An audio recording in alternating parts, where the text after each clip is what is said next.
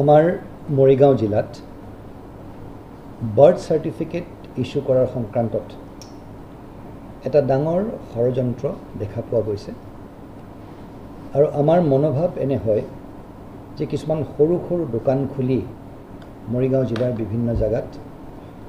Birth সাৰ্টিফিকেটবোৰ বা যিবোৰ তথ্য বাৰ্থ সাৰ্টিফিকেটৰ বাবে দৰকাৰ হয় সেইবোৰ বিক্ৰী কৰা হয়।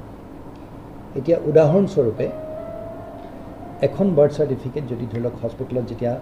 বাচ্চাটোৰ জন্ম হয় হস্পিটেলতে সেই বাৰ্থ সাৰ্টিফিকেটখন দিয়ে, সেই বাৰ্থ সাৰ্টিফিকেটখন যদি সেই হস্পিটেলখনৰ পৰা লোৱা নহয়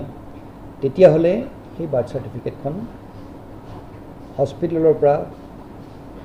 ইস্যু হ'বলৈ সাধাৰণতে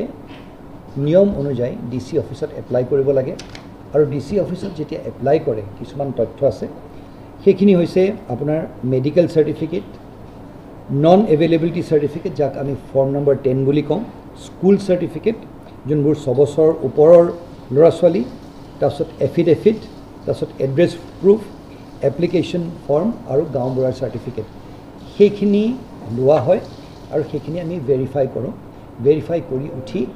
সেই বস্তুটো সেই হুকুম দিয়া হয় বা সেই পাৰ্মিশ্যনটো দিয়া হয়। আজিকালি যিহেতুকে অনলাইন এপ্লাই কৰা হয়, সেই অনলাইনত কি হ'ল আমাৰ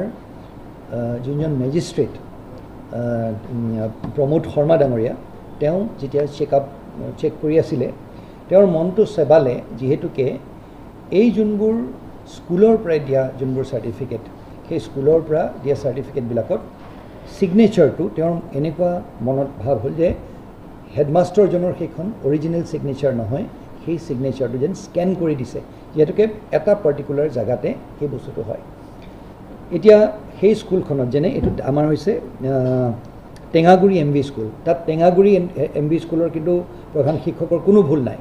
যেতিয়া আমি টেঙাগুৰি MV স্কুলত এই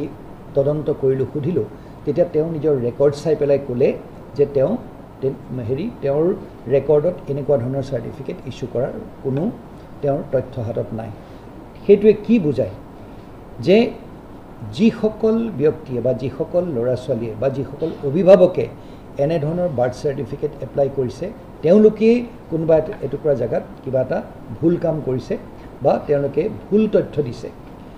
ইয়াৰ প্ৰতিক্ৰিয়া কি হ'ব? ইয়াৰ প্ৰতিক্ৰিয়া এইটো হ'ব যে এজন মানুহে যেনেকৈ পায় যেনেকৈ নহওক তেনেকৈ বাৰ্থ চাৰ্টিফিকেট ইস্যু কৰি গৈ থাকিব। হঠাৎ তেওঁ ক'ব যে এখন বাৰ্থ চাৰ্টিফিকেট প্ৰডিউচ কৰিব যে মোৰ বয়স ইমান। ডাক্তৰসকলে, এতিয়া মই উদাহৰণস্বৰূপে যদি মই ক'বলৈ যাওঁ তেতিয়াহ'লে আপোনাৰ মৈৰাবাৰী CHCত যেতিয়া আমাৰ মেজিষ্ট্ৰেট প্ৰমোদ শৰ্মা ডাঙৰীয়া গ'ল তেতিয়া